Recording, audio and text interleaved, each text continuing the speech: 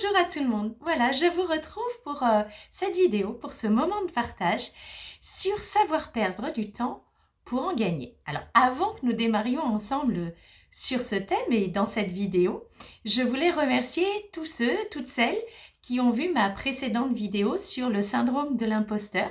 Je les remercie. N'oubliez pas de liker la chaîne. N'oubliez pas de faire des commentaires bienveillants, dans le respect des uns et des autres. Ça va aider à booster la chaîne. Moi, ça me permettra aussi d'avoir votre retour. N'hésitez pas à parler de la chaîne autour de vous si le thème vous a intéressé, que vous pensez qu'à votre tour, ça pourrait intéresser quelqu'un de votre entourage. Donc, n'hésitez pas. Ce sera avec joie. Bien, alors on y va. Savoir perdre du temps pour en gagner. Alors déjà, petit point entre vous et moi, comme on dit, le temps. Vaste sujet que le temps. Je vais à nouveau dans cette vidéo vous partager mes ressentis, vous partager un point de vue qui n'est pas un point de vue universel, qui est celui qui m'anime, et notamment mon point de vue sur le temps. Alors qu'est-ce que le temps? Le temps qui passe, le temps qui fuit, le temps qui a cette capacité élastique en fait à se rétrécir lorsqu'on arrive à une échéance. Pour moi, le temps en réalité n'existe pas en tant que tel. Bien évidemment, il existe des espaces-temps, mais le temps dans cette configuration de la seconde, de la minute qui défile, des heures, des jours, des années, est une invention strictement humaine qui a servi à cadrer une dimension. Voilà. Donc, bien évidemment, nous sommes soumis au diktat du temps qui passe. Bien. Et alors, du coup, comment savoir perdre du temps pour en gagner? Alors d'abord, à quel moment est-ce que l'on va être amené à avoir ce sentiment que l'on perd du temps? C'est bien souvent lorsqu'on va se retrouver avec une échéance à plus ou moins long terme, une échéance qui va nous placer pas forcément dans une situation de grand confort.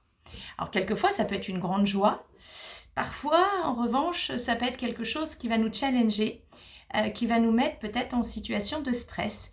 Et là, eh bien, on va prendre conscience de manière encore plus exacerbée de cette notion de temps. Et du coup, qu'est-ce qui va se passer? Eh bien, nous pouvons être soumis à une forme de charge mentale qui va venir s'imprégner à ce moment-là, qui va nous tomber comme un poids sur les épaules, et puis qui va générer aussi une certaine forme de fatigue. Donc ça peut être une des premières raisons pour lesquelles on va avoir ce sentiment de perdre du temps. Je vais y revenir juste après.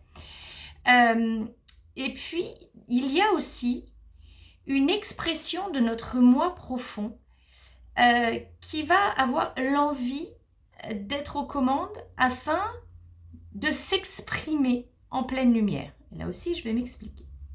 Donc, par rapport à cette charge mentale, ce stress pouvant entraîner et générer de la fatigue, alors à ce moment-là, l'implication dans ce que nous sommes amenés et contraints, entre guillemets, à faire au regard de l'échéance, fait que nous allons avoir peut-être une tendance à nous éparpiller ou alors à reculer un peu devant cet obstacle et à nous poser, à ne rien faire ou alors en tout cas exercer des activités qui vont nous donner l'impression de perdre du temps.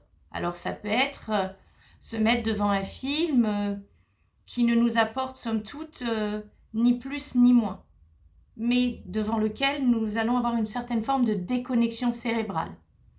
C'est un petit peu comme si nous cherchions à être sur un no man's land cérébral et dans lequel nous avons le sentiment de ne plus être amenés à réfléchir et surtout le sentiment de ne plus être en contact avec cette réalité de cette échéance qui occupe et qui occulte notre esprit. Et puis, il y a l'expression de notre moi profond. Alors ça rejoint un petit peu quelque part parfois la charge mentale, puisque la charge mentale, c'est ce décalage que nous pouvons avoir entre ce que nous infligeons, entre guillemets, de faire, et j'utilise bien à propos des termes qui sont durs, pesants, donc ce que nous nous infligeons de faire ou d'adopter comme comportement et ce que nous sommes intrinsèquement. Voilà, et quelquefois cette charge mentale, elle se situe là. Et en fait, à ce moment-là, il va y avoir une remontée, comme un espèce de trop-plein, de l'expression de notre moi profond. Et qui va dire, stop, ça suffit, on arrête, moi j'ai besoin de prendre le devant de la scène et de m'exprimer. Et là, on va se retrouver effectivement à l'arrêt, au regard de tout ce qui constitue notre charge mentale, parce que derrière, nous avons une expression profonde de qui nous sommes intrinsèquement. Ces fameuses valeurs, hein, cette corde qui nous anime. Alors du coup, comment va pouvoir s'exprimer de manière constructive et positive, se perdre du temps pour pouvoir en gagner? Alors, dans le premier cas, il va s'agir lorsqu'il y a charge mentale, lorsqu'il y a stress, lorsqu'il y a fatigue, d'aller à la rencontre de techniques qui vont nous permettre de nous décharger, bien évidemment, de relativiser, voire d'apprendre à gérer ce stress sous-jacent et du coup, d'améliorer probablement notre qualité de sommeil et de diminuer ainsi le stress. Alors, ça peut être quoi? Ça peut être de la planification. Au regard de l'échéance, c'est constituer ce qu'on appelle un rétro-planning. Donc, on part de la date de l'échéance, on remonte le fil du temps, ce fameux temps qui n'existe pas, mais qui a cette capacité à se contracter lorsque l'échéance arrive. Il s'agit donc de planifier tout ce qu'il va y avoir à faire. Donc déjà, il faut répertorier l'ensemble des tâches qu'il y aura à faire avant cette échéance et ainsi de les répartir. Et ne serait-ce que déjà de les avoir posées soit sur un tableur, soit sur un papier, ça permet à l'esprit de souffler et de relativiser en fait cette charge mentale. Ça peut être déjà un outil que vous pouvez utiliser. Ensuite, sur les techniques pour gérer le stress, on peut faire appel à de la respiration consciente, on peut faire appel à de la méditation, on peut faire appel à de l'écriture, c'est-à-dire déposer ce qui constitue cette source de stress et cette charge mentale.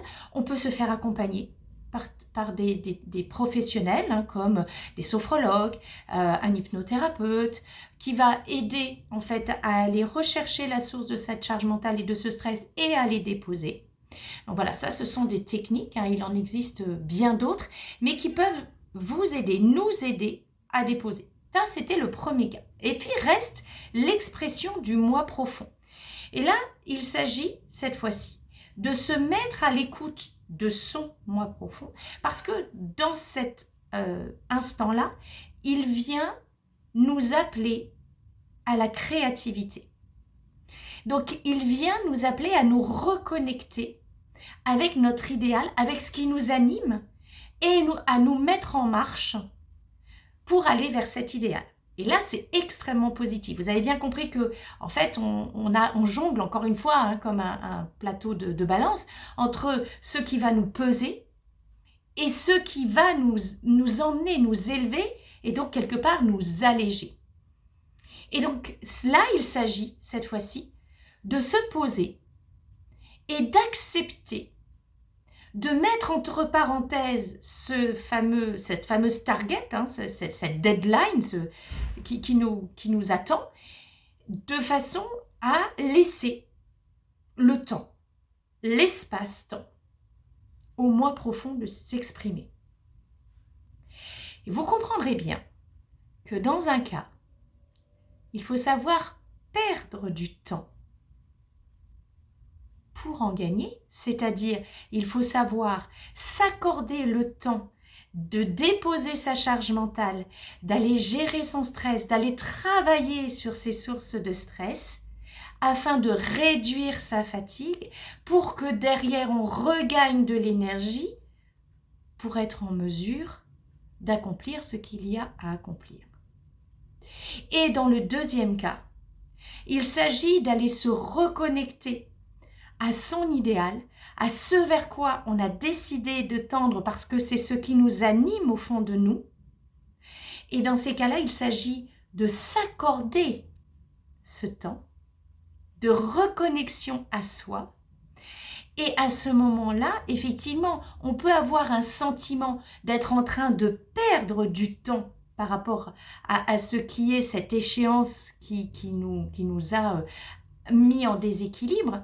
Mais en fin de compte, il ne s'agit pas de perdre du temps par rapport à cette échéance. Il s'agit de s'accorder ce temps pour viser son idéal et ainsi pouvoir assumer ou en tout cas rentrer dans les cordes de cette échéance. Donc voilà ce que je voulais partager avec vous rapidement sur cette petite vidéo d'une dizaine de minutes qui était donc savoir perdre du temps pour en gagner. Accordons-nous ce temps pour nous reconnecter à nous-mêmes, nous reconnecter à notre idéal, nous écouter cet enfant intérieur, ce moi profond qui nous parle, jour après jour, qui nous anime, qui nous élève, qui nous illumine. Et en l'écoutant, nous allons nous accrocher à nos valeurs profondes, nos comportements, nous allons les ajuster de manière à ce qu'ils soient beaucoup plus en phase avec ces valeurs et ainsi nous allons réduire la charge mentale. Et afin de réduire cette charge mentale, n'hésitons pas à nous accompagner de toutes les techniques qui nous sont proposées et offertes pour aller gérer le stress, pour aller gérer les situations difficiles, pour entrer dans la communication non violente avec nous-mêmes et avec les autres, tout ce qui pourra alléger cette charge mentale. Voilà, j'espère que ces petits tips vous auront aidé, que vous vous serez peut-être reconnu dans ce que je viens de vous déposer. N'hésitez pas à liker et surtout à commenter parce que je serai très curieuse de récupérer vos tips, avec quoi est-ce que vous savez parfois perdre du temps pour en gagner. Et quant à moi, je vous retrouve très bientôt pour une prochaine vidéo et je vous dis au revoir.